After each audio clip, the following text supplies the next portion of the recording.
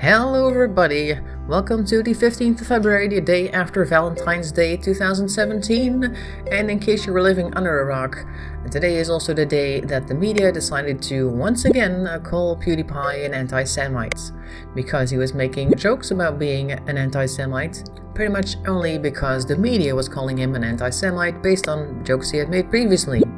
Now, as some loyal viewers of PewDiePie will know, of course, he had this video where it all started.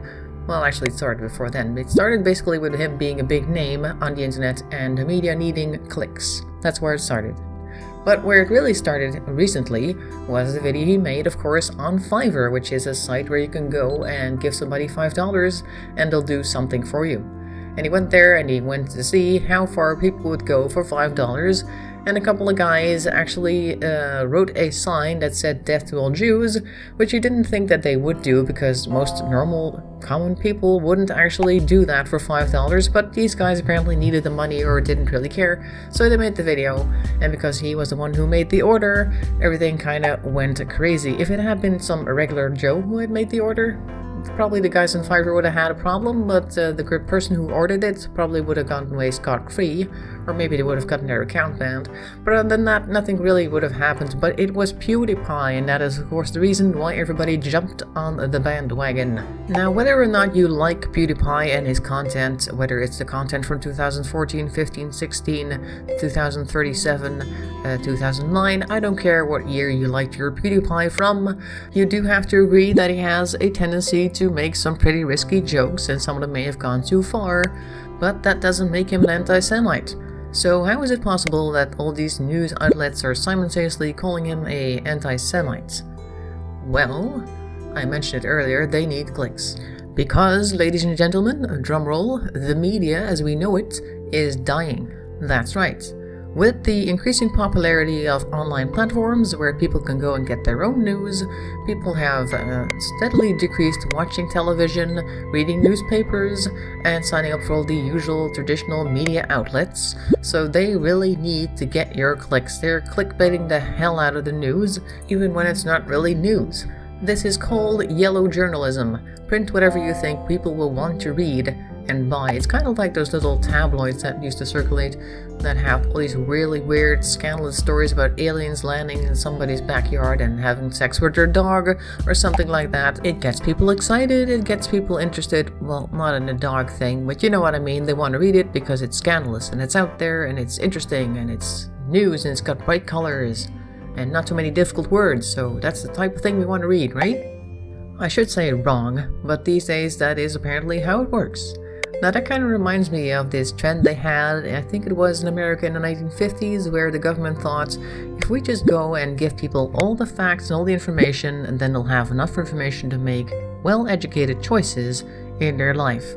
They even had like little videos teaching you how to read the newspaper, like to look at the headlines and look at the headlines of this page, look at that, try to piece things together so that you could formulate a well-rounded opinion.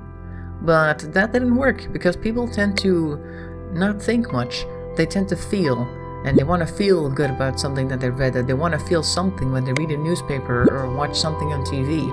If you look at the news now compared to say 20 years ago, it's not news, it's a show, it's a game. People are going around basically giving you opinion pieces, they're not giving you any facts at all. You don't learn anything from watching TV. As a matter of fact, I haven't had a TV in my house in well over 10 years and I have missed absolutely nothing. When I go, say, to a friend's house or something, then they have a TV on, it just kind of sucks the life out of your brain. It just turns it all into mush. And newspapers, they're pretty much the same thing. If you read a newspaper with an open mind, but really look at the facts, like what are they really saying, you'll find that it's just an opinion piece. You'll find that they try to steer you to think one way or the other, whichever way they want you to go. Because that is basically what the media is trying to do. It's trying to influence you to think a certain way and then buy a product. Buy this thing, buy this car. You can kind of tell what they want people to do just looking at the headlines. You don't even need to read the pieces themselves because they're usually full of nonsense anyway. The fact that there's a lot of information for you to take in every day does not help, of course. You need some type of shortcuts in order to get through the news and all the information that's coming at you, bombarding you 24/7 from the moment you get up to the time you go to bed. It's everywhere. So when the brain is bombarded with information, it likes to take shortcuts. That's the way we've evolved. and the people who write the news articles know that. And you can sit there and look at those news outlets and their ridiculous articles and their ridiculous headlines and go, oh my god, these people are so stupid.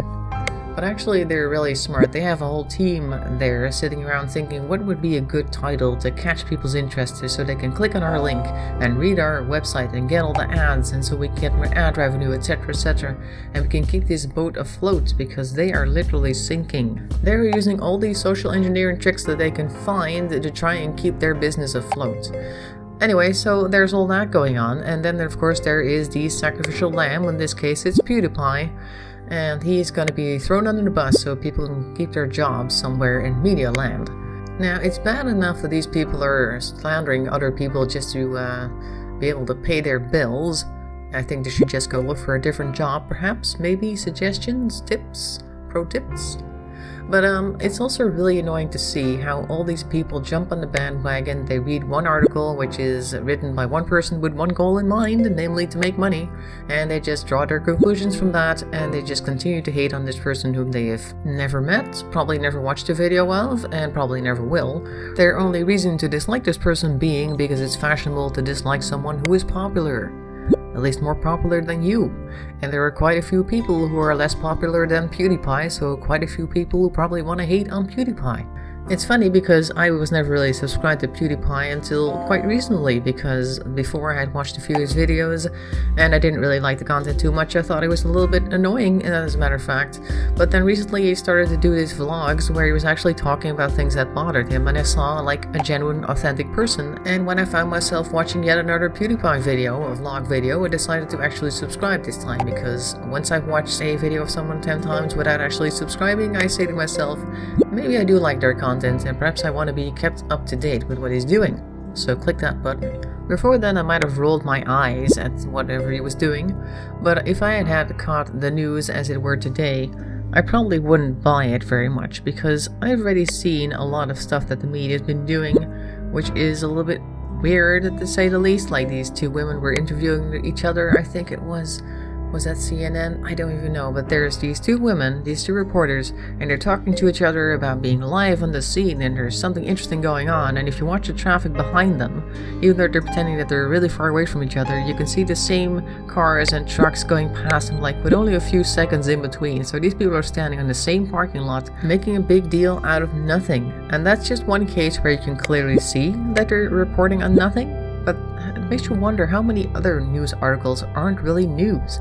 I guess these are called slow news days, but it seems to be we have a whole slow news century, because so far it's all been nonsense. So in closing, I'd like to say, make sure to check your facts, check several different sources when something really is hyped out there. Make sure to check both sides of the coin, and stay the heck away from that bandwagon like your life depends on it. Have a good day.